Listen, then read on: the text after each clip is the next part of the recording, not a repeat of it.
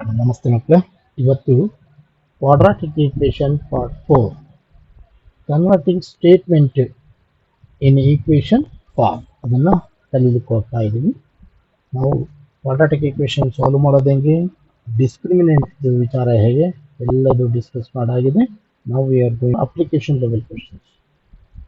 ಮೊದಲಿಗೆ express the following statement mathematically.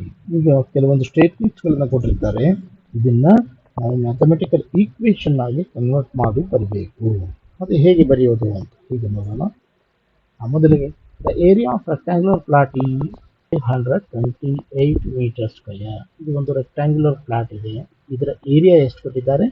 528 metre square. ಏನನ್ನ ಕಂಡುಹಿಡಿಬೇಕು ನಾವು? Length and bread. ಲೆಂತ್ ಇದರಲ್ಲಿ ಎರಡರಲ್ಲಿ ಒಂದನ್ನು ನಾವು ಎಕ್ಸ್ ಅಂತ ಅನ್ಕೋಬೇಕಾಗುತ್ತೆ. ಯಾವುದು ಅನ್ಕೋಬೇಕು ಅನ್ನೋದನ್ನ ಡಿಸೈಡ್ ಮಾಡೋದೇ ಈ ಸ್ಟೇಟ್ಮೆಂಟ್. ಈ ಸ್ಟೇಟ್ಮೆಂಟಲ್ಲಿ ನಾವು ಇಲ್ಲಿ ಫೋಕಸ್ ಮಾಡಬೇಕು. The length of the plot is 1 more than twice its breadth ಇದೆ. ಅಂದರೆ ಲೆಂತ್ ಅಂತಕ್ಕಂಥದ್ದು ಬ್ರೆಡ್ತ್ಗಿಂತ ಜಾಸ್ತಿ ಇದೆ. ಎಷ್ಟು?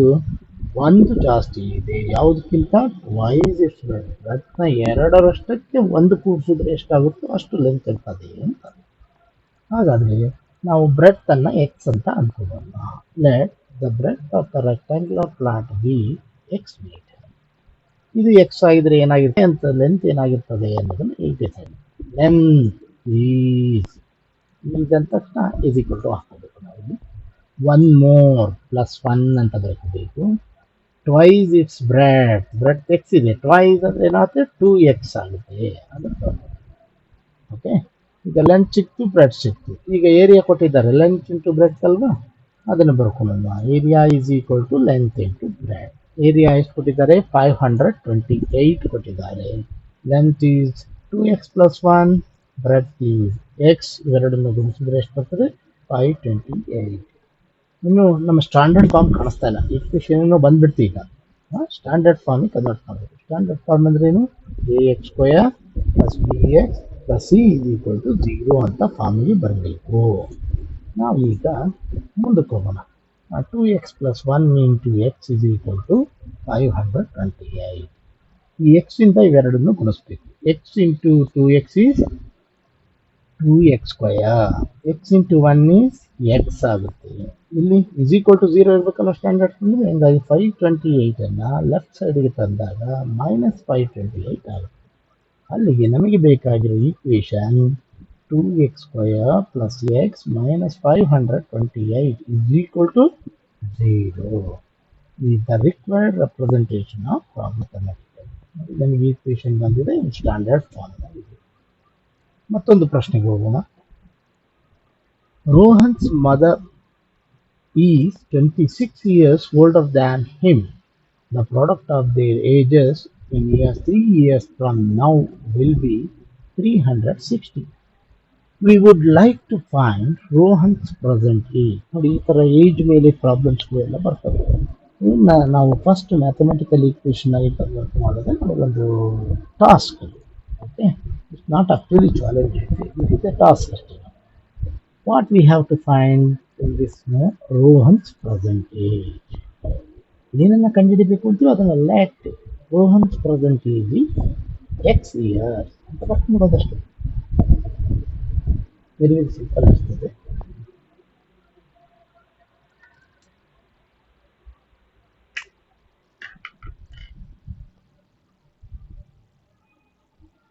ಓಕೆ, ಈಗ ಒಂದು ಟೇಬಲ್ ಹಾಕೊಳ್ಳೋಣ. Rohan age, mother age, present age ಎಷ್ಟಿದೆ ಅಂತ. ಈಗ ಫಾರ್ ಎಕ್ಸಾಂಪಲ್ ರೋಹನ್ ಏಜ್ ಏನಾದರೂ ಈ ವರ್ಷ 20 ವರ್ಷ ಆಗಿದ್ರೆ, ಅವರ ಅಮ್ಮನ ಏಜು ಇವನಿಗಿಂತ 26 ವರ್ಷ ಜಾಸ್ತಿ ಇರ್ತದಂತೆ. ರೋಹನ್ಸ್ ಮದರ್ ಈ 26 years ಓಲ್ಡರ್ ದ್ಯಾನ್ ಹಿಮ್ ಅಂತ ಇದೆ. ಅಲ್ಲಿಗೆ 46 ಆಗಿರ್ತದೆ. ಅಲ್ಲಿಗೆ ಎಷ್ಟಿದೆ ಅಂತ ಕೊಟ್ಟಿಲ್ಲಲ್ವಾ, ನಾವು ಅದನ್ನು ಎಕ್ಸ್ ಅಂತ ಅಂದ್ಕೊಂಡ್ರೆ ಎಕ್ಸ್ ಪ್ಲಸ್ 26 ಆಗ್ತದೆ.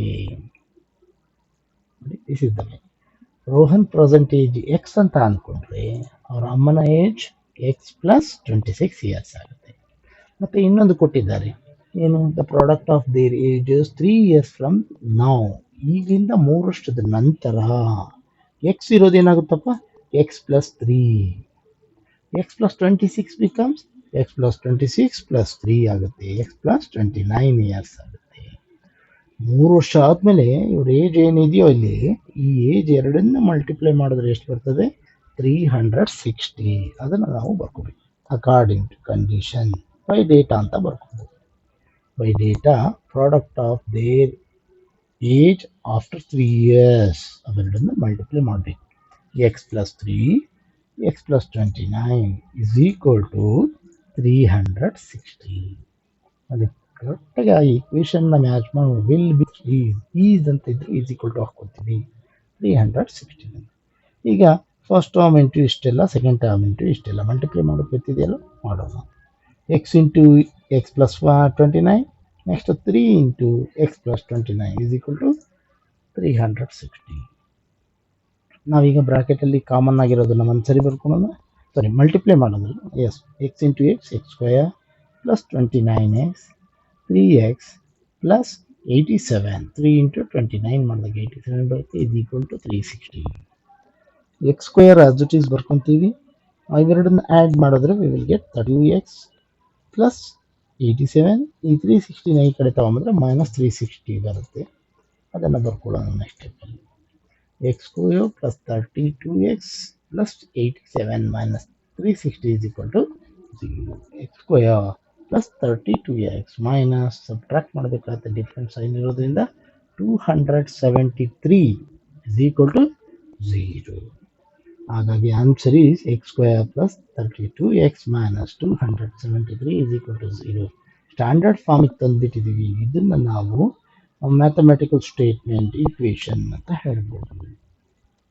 Will go for one more question. Express the following statement mathematically. The product of two consecutive integers is 306. We need to find the integer ಕಂಡುಹಿಡಿಬೇಕಂತೆ. ಆ ಎರಡು ಕನ್ಸಿಕ್ಯೂಟಿವ್ ಇಂಟೀಜರ್ ಅಕ್ಕಪಕ್ಕದ ಇಂಟೀಜರ್ಸ್ ಆಗಿರ್ತವೆ, ಅವೆರಡನ್ನ ಗುಣಿಸಿದಾಗ 306 ಬರುತ್ತೆ ಅಂತ. ಕನ್ಸಿಕ್ಯೂಟಿವ್ ಅಂದ ತಕ್ಷಣ ಅಕ್ಕಪಕ್ಕ ಇರೋವು ಅಂತ. ಕನ್ಸಿಕ್ಯೂಟಿವ್ ಈಗ 10 ಅಂತ ತೊಗೊಂಡ್ರೆ ಅದ್ರ ಪಕ್ಕದ್ದು 11 ಆಗುತ್ತೆ. ಅವೆರಡಕ್ಕೂ ಡಿಫ್ರೆನ್ಸ್ ಎಷ್ಟು ಬರ್ತದೆ? +1 ಇರ್ತದೆ ಡಿಫ್ರೆನ್ಸ್. ಮೊದಲನೇ ಇಂಟೀಜರ್ ಎಕ್ಸ್ ಅಂತ ಅಂದ್ಕೊಂಡ್ರೆ ಅದ್ರ ಪಕ್ಕದ ಇಂಟೀಜರ್ ಏನಾಗುತ್ತೆ? ಎಕ್ಸ್ ಪ್ಲಸ್ 1 ಆಗಿರ್ತದೆ. By data the product of these two integers x and x plus 1 is 306. Multiply ಮಾಡೋಣ. x into x, x square, x into 1, x is equal to 306. 306 ಅನ್ನು left side ತರೋಣ. x square plus x minus 306 is equal to 3. This is the equation form. One more question ನೋಡಿ. Train ಈ ಥರದ್ದೆಲ್ಲ ಲೆಕ್ಕಗಳು 3 ಮಾರ್ಕ್ಸ್ಗೆ word ಪ್ರಾಬ್ಲಮಲ್ಲಿ ಬರ್ತವೆ. You have to find the values. Find the speed ಅಂದರೆ ಸ್ಪೀಡನ್ನು ಕಂಡುಹಿಡಿಬೇಕು.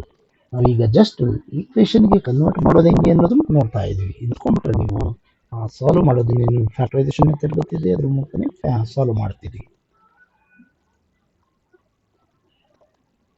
A train travels a distance of 480 km at a uniform speed. If speed had been 8 km per hour less, then it would have taken 3 hours more to cover the same distance. Train ಒಂದು 480 kilometre uniform ಸ್ಪೀಡಲ್ಲಿ reach ಆಗುತ್ತೆ. ಏನಾದರೂ ಸ್ಪೀಡನ್ನು 8 kilometre per reduce ಮಾಡಿದ್ರೆ, ಕಡಿಮೆ ಮಾಡಿದ್ರೆ, ಅವಾಗ 3 hour ಜಾಸ್ತಿ ತಗೊಳ್ತದೆ ಅಂತ. ನೋಡಿ, ಸ್ಪೀಡು ಮತ್ತು ಟೈಮ್ ಎರಡು ಪ್ರಪೋರ್ಷನ್ ಅಂತ, ಒಂದು ಜಾಸ್ತಿ ಇದೆ, ಒಂದು ಕಮ್ಮಿ ಆಗುತ್ತೆ. ಹಾಗೆ ಸ್ಪೀಡ್ ಕಡಿಮೆ ಆಯಿತು, ಟೈಮ್ 3 ಅವರ್ ಜಾಸ್ತಿ ಆಯಿತು. We need to find the speed of the train. ಏನನ್ನ ಕಂಡುಹಿಡಿಬೇಕು ಅದನ್ನು ಎಕ್ಸ್ ಅಂತ ಅಂದ್ಕೊಂಡ್ಬಿಡೋದು. ನೋಡಿಪ್ಪ, ಇದು ಭಾರಿ ಕೆಲಸ. ಇದು the speed of the train be x kilometre hour. If the speed had been 8 kilometre per hour, x ಇರೋದೇನಾಗುತ್ತೆ? 8 ಕಡಿಮೆ ಆಗಬೇಕು. New speed of train x minus 8 kilometre per hour. General ಆಗಿ ಯೋಚನೆ, ಓಲ್ಡ್ ಸ್ಪೀಡ್ ನ್ಯೂ ಸ್ಪೀಡ್ಗೆ ಏನು difference ಇದೆ ಅಂತ. Old speed x kilometre, new speed ಎಷ್ಟು? X minus 8. Total distance ಇದೆ, ಎರಡು ಒಂದೇ ಡಿಸ್ಟೆನ್ಸ್. ಹಾಗಾದರೆ ಟೈಮ್ ಅನ್ನೋದು ಓಲ್ಡು 480 ಡಿವೈಡ್ ಬೈ ಎಕ್ಸ್ ಆಗುತ್ತೆ. New speed 480 divided by minus 8 ಆಗುತ್ತೆ. ಈಗ ಜನರಲ್ ಆಗಿ ಕಾನ್ಸೆಪ್ಟ್ ಅರ್ಥ ಮಾಡ್ಕೊಂಡ್ರೆ 3 ಅವರ್ಸ್ ತಗೊಳುತ್ತೆ ಅಂತಿಲ್ಲ, ಮೊದಲು 10 ಅವರ್ ತಗೊಳ್ತಿತ್ತು ಅಂತ ಅಂದ್ಕೊಂಡ್ರೆ ಈಗ 10 ಪ್ಲಸ್ 3 13 ಅವರ್ ಅಂತ ಇದೆ. ಓಕೆ, ಅಲ್ಲಿಗೆ ಏನಾಯಿತು, 13 ಮೈನಸ್ 10 ನೋಡಿ, we have to difference these two time.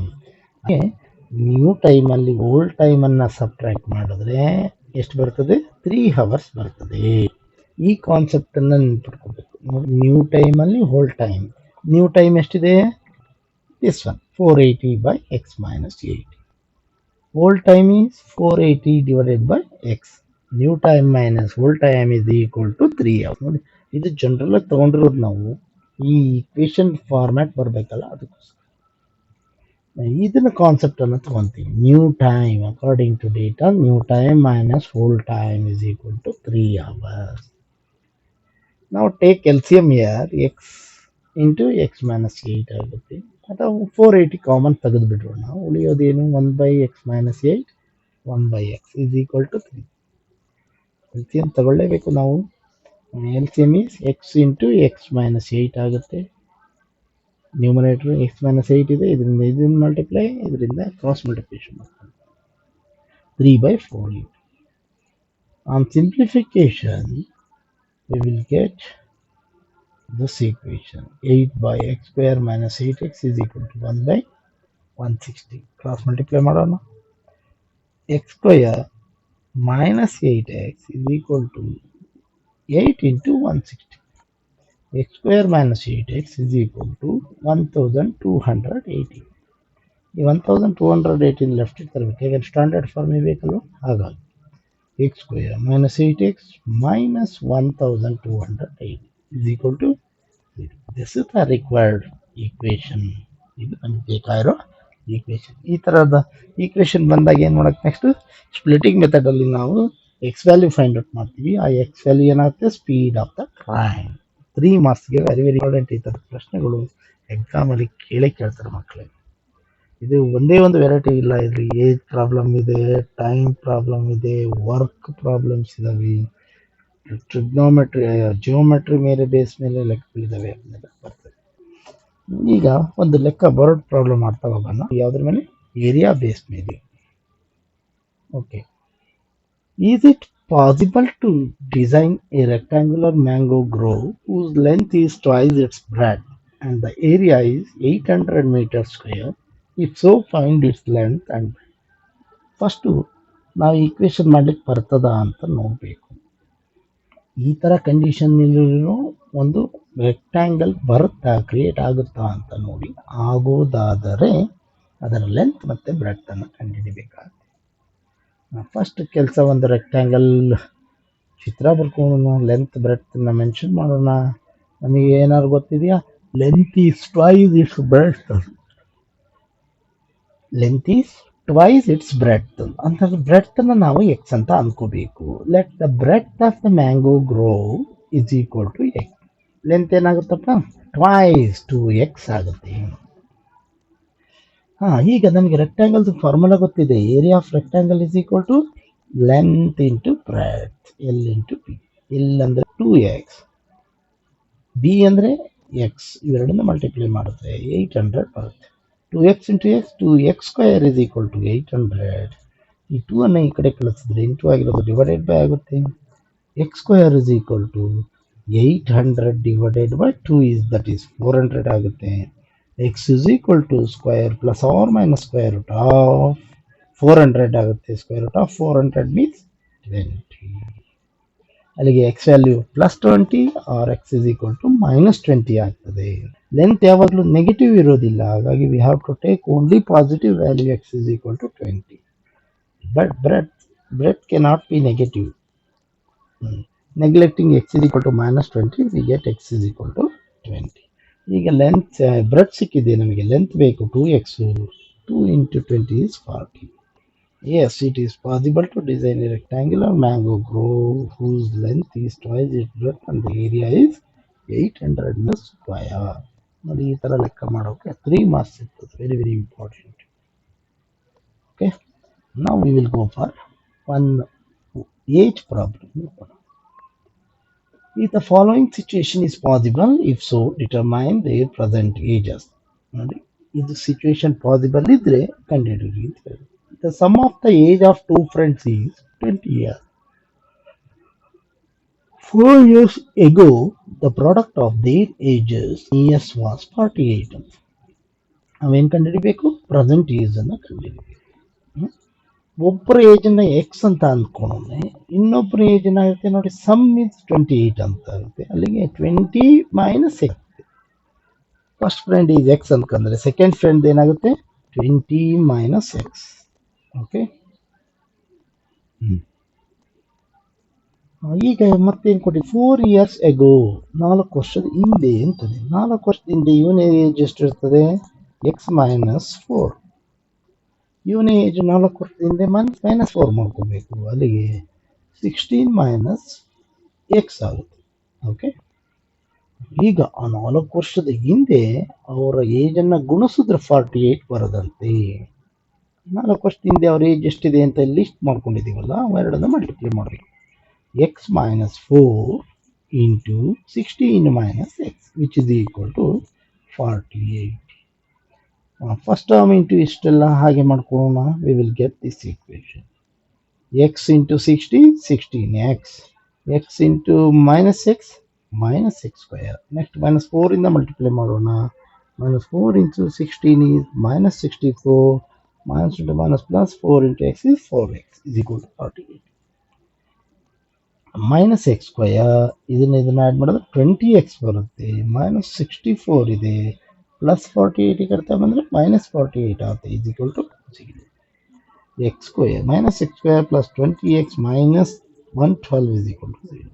X square minus ಇರೋದು ಬೇಡಲ್ವಾ, ಹಂಗಾಗಿ ಎಲ್ಲದನ್ನು ಮೈನಸ್ ಮಲ್ಟಿಪ್ಲೈ ಮಾಡಿಬಿಟ್ರೆ ಆಯಿತು. ಸೈನ್ ಚೇಂಜ್ ಆಗ್ತಾ ಹೋಗುತ್ತೆ. X square minus 20x plus 112 is equal to 0.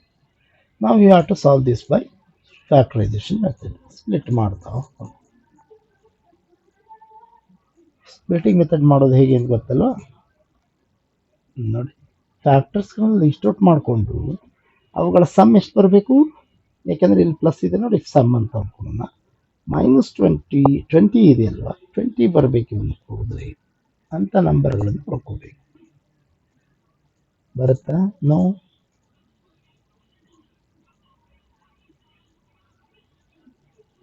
a is equal to 1, b is equal to minus 20, c is equal to b square minus 4ac. ನಾವು answer ಬರುತ್ತೋ ಇಲ್ಲೋ ಫೈಂಡ್ ಔಟ್ ಮಾಡ್ಬಿಡೋಣ. ನೋಡಿ, ನಮಗೆ ಡಿಸ್ಕ್ರಿಮಿನೆಂಟನ್ನು comparison ಮಾಡೋದು ಕಂಡುಹಿಡಿದಾಗ minus 48 ಬರ್ತದೆ. Discriminant minus 48 ಬರ್ತದೆ ಅಂದರೆ ಆ situation not possible. There is no real roots. b square minus 4ac is less than 0.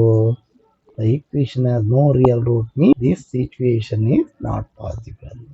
Equation ಬಂದ ತಕ್ಷಣ ಸೊಲ್ಯೂಷನ್ ಬರುತ್ತೆ ಅಂತ ಹೇಳಲಿಕ್ಕಾಗಲ್ಲ. Okay, we have to check it. ನಮಗೆ ಗೊತ್ತಿದೆ ಅಲ್ವಾ, ಡಿಸ್ಕ್ರಿಮಿನೇಟ್ ಕಂಡುಹಿಡಿಯೋದು, ಅದರ ನೇಚರ್ ಆಫ್ ರೂಟ್ಸ್ನ ಅದನ್ನು ಮಾಡಿ ನಾವು ಲೆಕ್ಕವನ್ನು ಸಾಲ್ವ್ ಮಾಡ್ಬೋದು. One more problem based on numbers. Find two numbers whose sum is 27 and the product is 182. ಎರಡು ನಂಬರ್ ಇದಾವಂತೆ, ಕೂಡಿಸಿದ್ರೆ 27 ಬರ್ತದೆ, ಗುಣಿಸಿದ್ರೆ 182 ಬರ್ತದಂತೆ ಅಂತ ನಂಬರ್ಗಳು ಕಂಡು. ಒಂದು ನಂಬರ್ ಎಕ್ಸ್ ಆದರೆ ಇನ್ನೊಂದು ನಂಬರ್ ಏನಾಗಿರ್ತದೆ, ಎರಡನ್ನೂ ಕೂಡಿಸಿದ್ರೆ 27 ಬರ್ತದಲ್ಲ, ಹಾಗಾಗಿ 27 ಮೈನಸ್ ಎಕ್ಸ್ ಆಗುತ್ತೆ. First number plus second number is equal to 27. First number is x plus second number is equal to 27. X ಆ ಕಡೆ ಕಳಿಸಿದ್ರೆ second number is equal to 27 minus x. You have to write that one. Okay, by condition ಏನು ಕೊಟ್ಟಿದ್ದಾನೆ, product is 180. ಇವೆರಡನ್ನ ಗುಣಿಸೋಣ. ಯಾವ್ಯಾವುದು? 27 minus X into X is equal to 182 multiplied 27x minus x square is equal to 182. 182 ಈ ಕಡೆ ತಗೊಂಡ ಎಲ್ಲ ಈ ಕಡೆ ತೊಗೊಂಡ್ಬಂದು X square minus 27x plus 182 is equal to 0. ಈಗ ಇದನ್ನು ಸಾಲ್ವ್ ಮಾಡಬೇಕು. ಫ್ಯಾಕ್ಟರೈಸೇಷನ್, ಎಸ್, ಸಮ್ ಅಂತಿದೆ. ಎರಡು ನಂಬರ್ಗಳು ಗ್ರೂಪ್ ಮಾಡ್ಕೋಬೇಕು. 14 and 13. ನೋಡಿ 2 ಕೂಡಿದ್ರೆ 27 ಬರ್ಕೊಟ್ರೆ ಮೈನಸ್ಸಿಂದ ಮಿಡಲ್ ನಂಬರ್ ಮೈನಸ್ ಇರೋದ್ರಿಂದ 2ಕ್ಕೂ ಮೈನಸ್ಸನ್ನು ಹಾಕಬೇಕಾಗುತ್ತೆ ಅಷ್ಟೇ. X square minus 14x minus 13x plus 182 is equal to 0. Now we have to group these two and these two. ಇವೆರಡರಲ್ಲಿ ಕಾಮನ್ ಫ್ಯಾಕ್ಟರ್ x ಇದೆ, ಉಳಿಯೋದು x minus 14. ಇವೆರಡರಲ್ಲಿ ಕಾಮನ್ ಫ್ಯಾಕ್ಟರ್ minus 13x 13 ಬರ್ತದೆ, ಉಳಿಯೋದು x minus 14 which is equal to 0. Now in these two common is x minus 14, x minus 14. ಎರಡನ್ನ common ತೆಗೆದ್ರೆ remaining x minus 13 is equal to 0. ಈಗ x minus 14 is equal to 0 or x minus 13 is equal to 0. Splitting ಮೆಥಡಲ್ಲಿ ಮಾಡಿದ್ದಲ್ವ, same method. x is equal to 14 ಅಥವಾ x is equal to 13. ಒಂದು answer ತೊಗೊಳೋಣ. x is equal to 14 ಆದರೆ ಇನ್ನೊಂದು number ಏನಾಗಿರ್ತದೆ ಅಂತ. 27 minus x which is equal to 27 minus 14 which is equal to 13. ಇನ್ನೊಂದು number x is equal to 13 ಆಗಿದ್ರೆ ಮತ್ತೊಂದು number ಏನಾಗಿರ್ತದೆ ಅಂತ ನೋಡಿದ್ರೆ 14 ಆಗಿದೆ. Therefore the two numbers are 14 and 30. ಈ ಥರ ನಾವು ವರ್ಡ್ ಪ್ರಾಬ್ಲಮ್ಗಳನ್ನು ಸಾಲ್ವ್ ಮಾಡ್ತೀವಿ ಮಕ್ಕಳೇ. ಇನ್ನು ವರ್ಡ್ ಪ್ರಾಬ್ಲಮ್ ತುಂಬ ಇದ್ದಾವೆ, ಅವನ್ನ ನೆಕ್ಸ್ಟ್ ವಿಡಿಯೋದಲ್ಲಿ ಡಿಸ್ಕಸ್ ಮಾಡೋಣ. Okay, all the best, happy day.